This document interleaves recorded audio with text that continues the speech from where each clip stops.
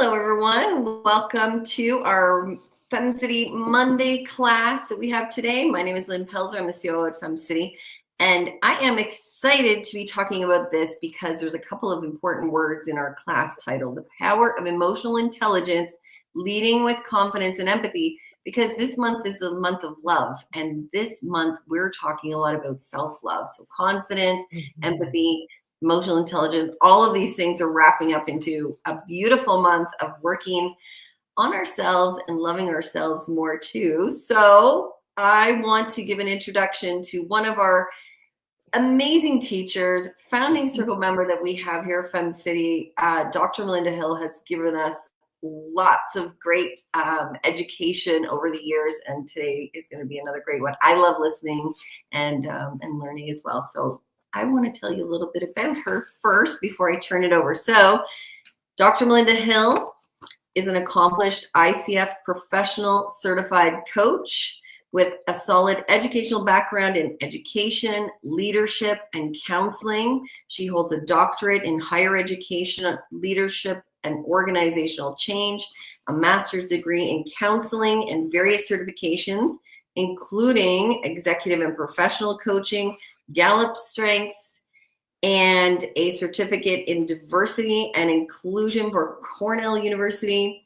And with a career of over 15 years in higher education, Dr. Melinda has recently transitioned her expertise to leadership and coaching development within the healthcare sector. Dr. Melinda is a Maxwell Leadership Certified Team Member and DISC Behavioral Consultant, and brings expertise to facilitate, speak, train, and coach individuals and teams within organizations.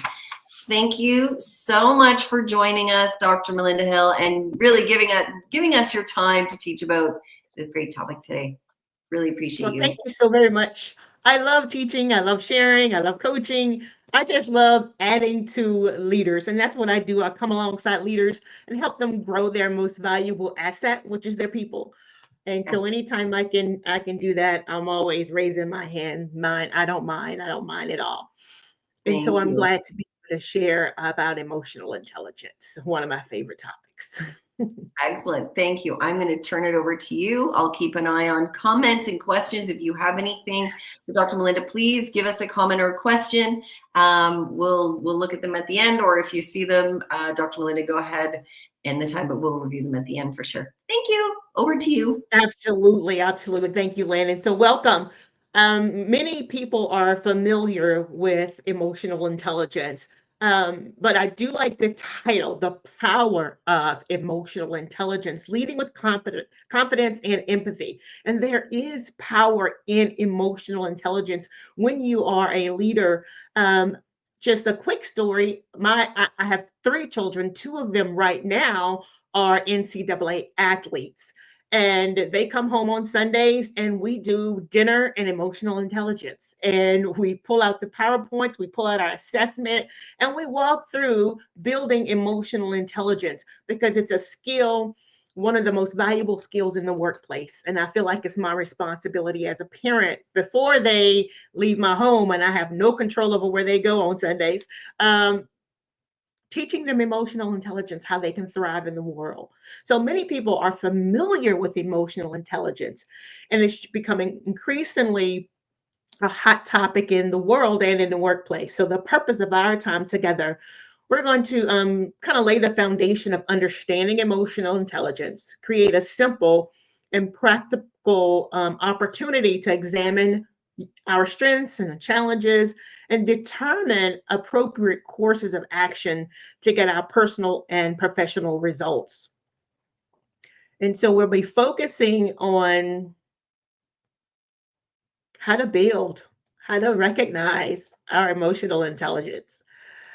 And so, what is emotional intelligence? Simply, emotional intelligence is, are you aware of how you're feeling in the moment? Are you aware how you're feeling in the moment? It's that interpersonal awareness and that management to deal with recognizing, acknowledging, and working with your emotions. And your interpersonal relationships, they deal with empathy, connection, and social skills. And these are known as soft skills, but they tend to be more meaningful in performance. And so we're talking about emotional intelligence. It's all about recognizing our emotions and how they interact and how they impact others, and recognizing others' emotions and appropriately responding in a way that builds effective relationships. Um, you can take an emotional intelligence assessment, and it's kind of like tennis. I like to explain emotional intelligence. Okay, all right, here we're on the court. I'm looking at you, and you're looking at me, and I'm serving it up. And so, what am I serving and what are you responding to? And so, I like to look at emotional intelligence like the game of tennis. Um, and when you're taking an emotional intelligence assessment, it starts first with working on yourself, that self recognition, and then it moves through management, then social recognition to social management. And each of these areas are related to one another. So if you don't understand yourself well, how can you manage you? And if you don't recognize what's happening with others, how can you appropriately respond in your relationships? So the key to knowing the impact of your own emotional intelligence on yourself and others, and how to work it out appropriately and effectively. And so that's what we'll be just touching on today. So why does all of this matter? So, based on information, emotional intelligence is an influential contributor to personal and professional success. And yet, there is a lack of support for learning and growth in these areas. Like I just, started out with, when I'm working with leaders and I work with executives, um, sometimes I scratch my head like, ooh, wow, this emotional intelligence wasn't taught. And so if you have little ones, they're in elementary school, social emotional learning, middle school, social emotional learning. It's being taught. So it skipped generations and generations and generations who did not get social emotional learning in grade school and in middle school and in high school. So there is a gap. And that's why it's, for me as a parent, it's my responsibility to teach my teach my young adults these skills, because it's very needed in the workplace.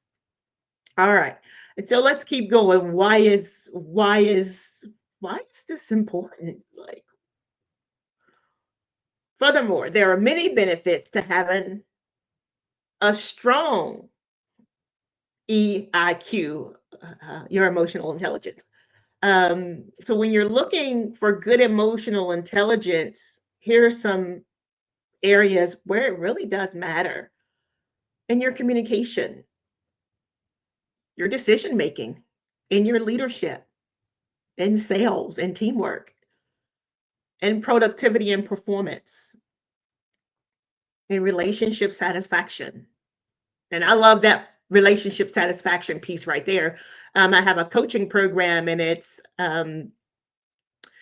Marriage 360, and it starts out with doing an emotional intelligence 360 with a husband and a wife. And if there are gaps in your relationship because there's communication breakdowns or there's a lack of teamwork in the relationship, that relationship satisfaction really depends on emotional intelligence. And this 360 takes a look at the gaps. Where are some gaps in your relationship, in your emotional intelligence? Customer service. Just think of the last time you went somewhere and they didn't treat you right. It was like, it's just like a scratch your head moment, like, ooh, wow. Um, then the conflict management. A lot of times when people are not aware of how they feel or they're not expressing their emotions, it's very hard to have conflict management skills if you're not aware of your emotional intelligence. And then just overall effectiveness. And so here's some examples of what that looks like in the workplace: low IQ, EIQ, and then high EIQ. And I'll give you a moment to look that over. So if someone feels misunderstood and unappreciated, it could be low. But high, they learn to adapt to audiences and situations, and that's definitely a leadership skill. Low EI blames others for problems in difficult situations. Do you have anybody on your team who just won't take accountability? Um, versus someone with high emotional intelligence, they assume responsibility and they fix their problems. They're creative and they own their stuff. Like, oh, yeah, that was on me. I'm very sorry.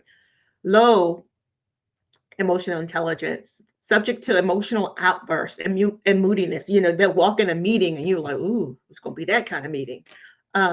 Because they're wearing their emotions all over their face, versus someone who takes control of performance and productivity, and they're self-disciplined.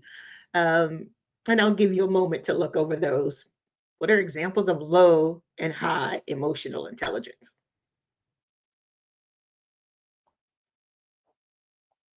All right.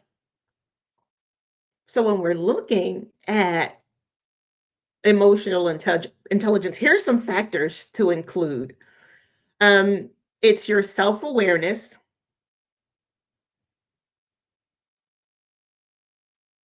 your connections, self-awareness and understanding your connections, like your cause and your effect. You have to have that social recognition, your self-recognition, then your self-management, and then your social management. So these are the aspects of emotional intelligence. So when you have self-recognition, there's that self-confidence piece. You're aware of your emotional state. You're aware of what recognizing, what's causing your emotional state, and you pay attention.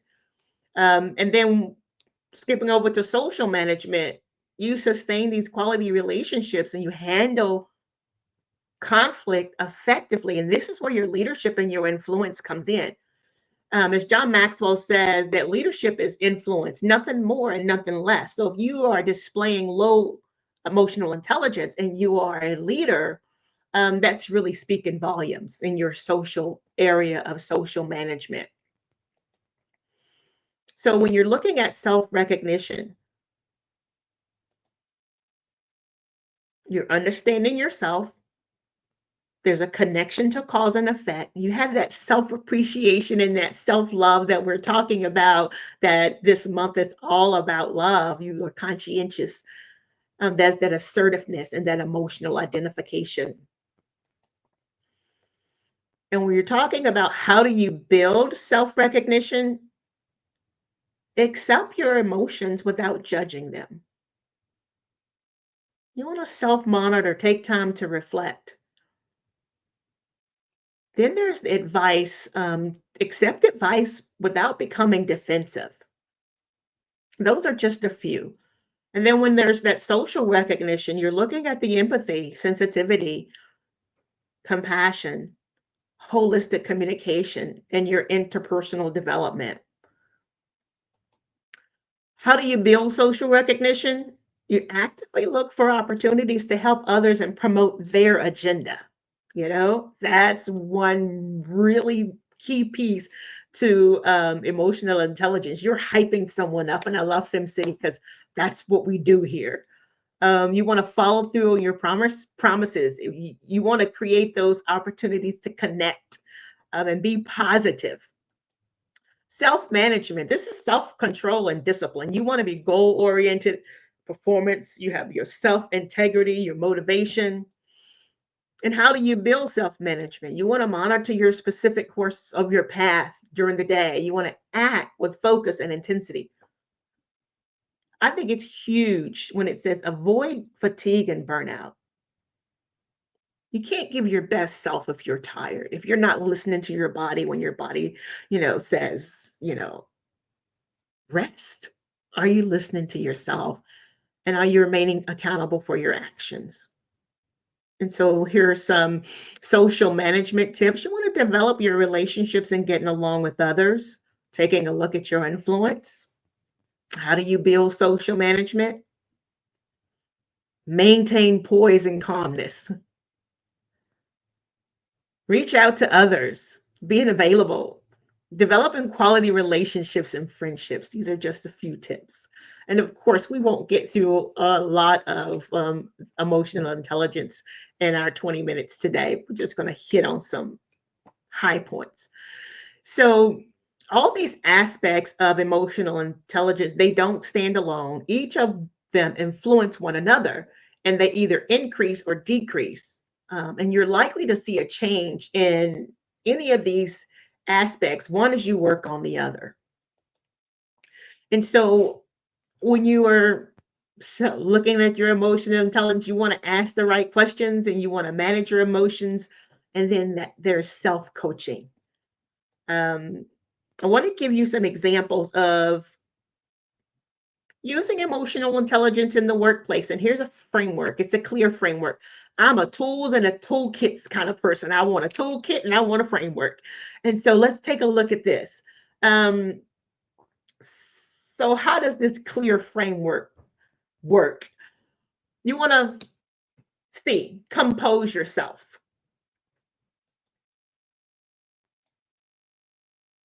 Then you want to label your emotion.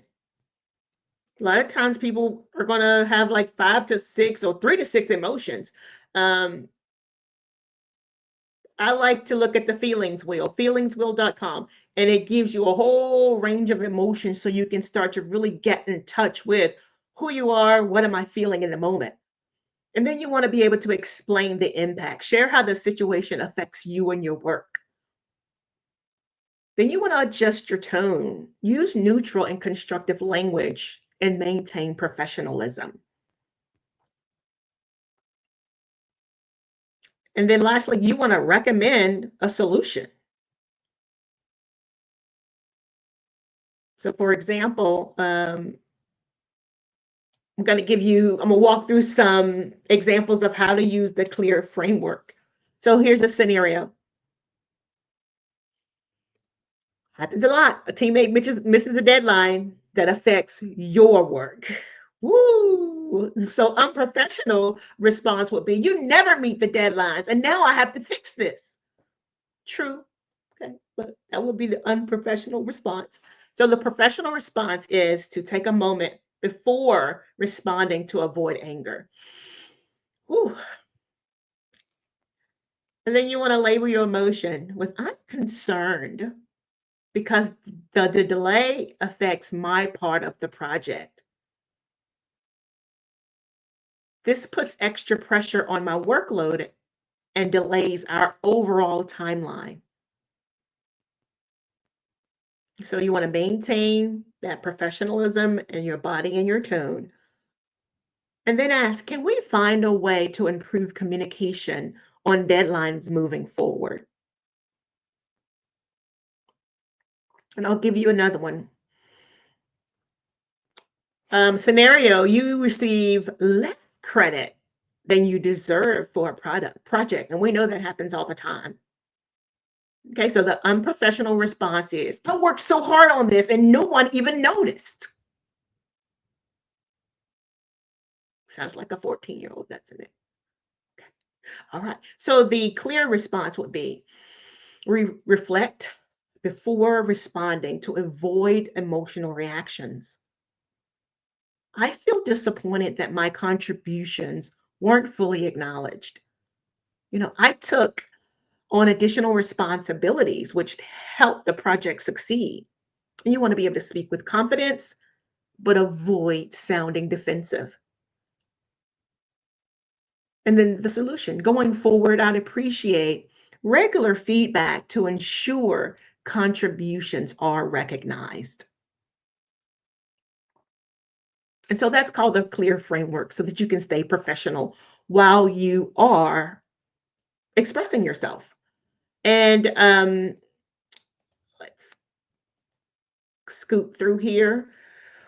You want to be able to ask yourself the right questions in self recognition, social recognition, self management, and then social management. Be aware of your emotions. Note what triggers you and always pause.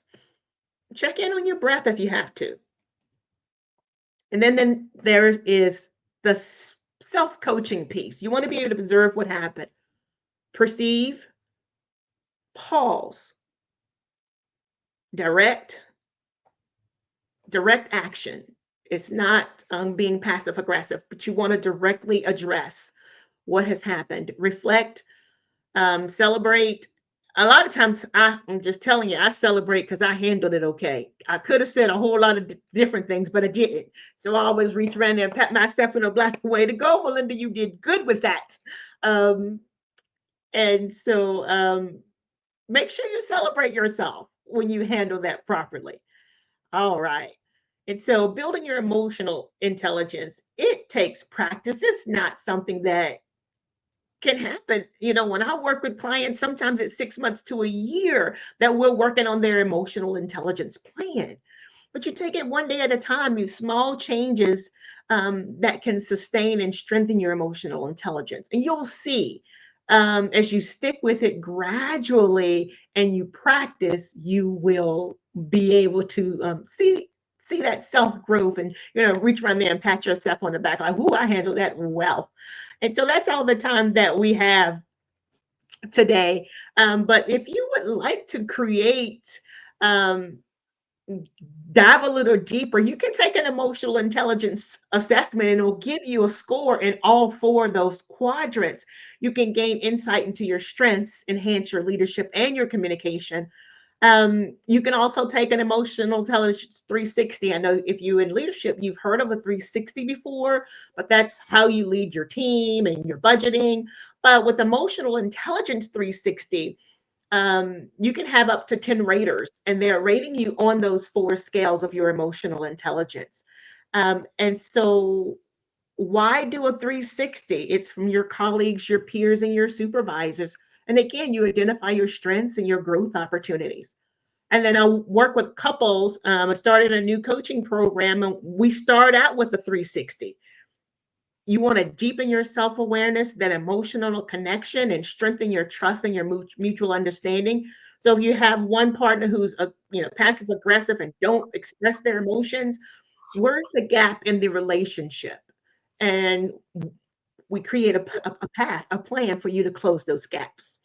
And so that's all the time that I have. And so I see Lynn's on the screen. Yes, Lynn, any questions? And If anyone has a question or comment, you can put it in the chat that you see there, probably to your right. Please go ahead and do that. I have something that came up for me. If you're okay, Dr. Melinda, just for a moment. sure. Okay, you gave the example with the clear Mhm. about, a professional setting. And you know what I was thinking also, and how great it would be for our children, for those of us that have kids. Have Mhm. you ever, anyone had your kids be in a group project? So it's very similar to what you're saying. And they're the ones who end up doing most of the work. Some of the others don't. They're not sure how to handle it. And their words are going to be things like, I did that all, like just exactly how you described it. And I thought, what a Mhm. beautiful process to teach yourself, because you're going through it with your kids. You're getting some practice because you're not sure how you want to respond either when you hear it, and teaching them early Yes. how to work Yes. through, composing themselves, labeling how they feel about it. And what was the next? Explaining it, adjusting the Mhm. tone, and then recommending a solution. So thank you for that. Even as a mom, I got something different out of it, but it was really, really good. Yes, absolutely. Like you talked about in my introduction, my background is counseling, so I used to teach women's anger management, and so I came up with a motto. It's called, "If I have a tiff with you, what's the troublesome event? How do I feel, and what do I need from you in the future?" And so this here clear works in our professional settings, but it's still the same thing because what I do know is when you say something like, "When you spoke to me in that tone, it really made me feel," what is the feeling? I felt disrespected. In the future, can you just hold off, take a breath, and just practice your tone before speaking with me? Um, because nobody wakes up in the morning and says, "Oh, I'm gonna make her feel overwhelmed today. I'm gonna make her feel disrespected." So when you can put an I statement with that feeling, how it made you feel, it hopefully gives someone the opportunity to pause. Like, Mhm. well, I didn't mean that way. And so verbalizing how that made you feel is very important. First of all, because you don't want to hold that in. You don't want to hold that anxiety or that angst in every time you're around that person. So it's best I have a 24-hour rule for me. I give myself 24 hours and then I will address it because you don't want like the first, it's got to sit with me and I got to practice it sometimes. But yeah, most of the time I do a 24-hour rule if I can. That's excellent. Thank you for that. We've all been in those situations for sure. Excellent. So, Dr. Melinda, where can we find your work or connect with you to, look further into doing this or do any work with you? Yes, you can reach out to me at melindachill.com. Yes, Melinda Chill. That's my name and that's my directive to myself. Melinda Chill. That's my I name. love it. I love it. And it's all about practice. It's all about practicing and you're building new habits and thoughts and rewiring, I guess, your brain, if that's the right term. Absolutely, because every time you can stop yourself, like in the middle of I'm judging someone or I'm getting ready to say something, if you can stop yourself, oh, label that, oh, I'm judging that. Okay, you're stopping and you're rewiring your brain. But most importantly, you're saving your relationships. Because that is what's so key and that's what's so important. And so everybody in my home, we're all working on our emotional intelligence and it shows up most prominently in my marriage. We know each other's disc style. We know each other's emotional intelligence and where there's a gap in our relationship in emotional intelligence. We work on our strengths and then we strategically plan with SOAR, like what are our strengths, what are our opportunities, what are our aspirations, and what results are we looking for. So we take a corporate blueprint approach to our marriage. And Hmm. so that's what I'm walking um, couples through, and it's called Marriage 360 Relationship Reset. And it starts out with conversations. Have a stay interview, have a weekly check in. I mean, are you doing a 6-month performance evaluation? What if you did check in like that on a weekly basis? There's an intimacy survey. I mean, like, there's a gap in intimacy. Some people want physical and some people want emotional. But are you talking about it? Are you checking in on a consistent basis so that you can live the life that you really desire? And it starts with conversations. Yeah. Yeah. It's very responsible of you to do that as well. Excellent. Okay. Well, thank you so much, Dr. Melinda. Always a pleasure to have you teaching us because I know you have so much experience and knowledge. So thank you so much. And for anybody who's watching it, I always recommend go through and watch it again, take notes, and implement some of the things you got on the class today. Absolutely. And I'll have a PDF that will give you a synopsis of what we talked about today. And be sure to reach out to me. Emotional intelligence, I'm telling you, it is everything in your relationship, on your team, with your children, in your church. If you can build a relationship built on emotional intelligence, yeah, you'll be better off.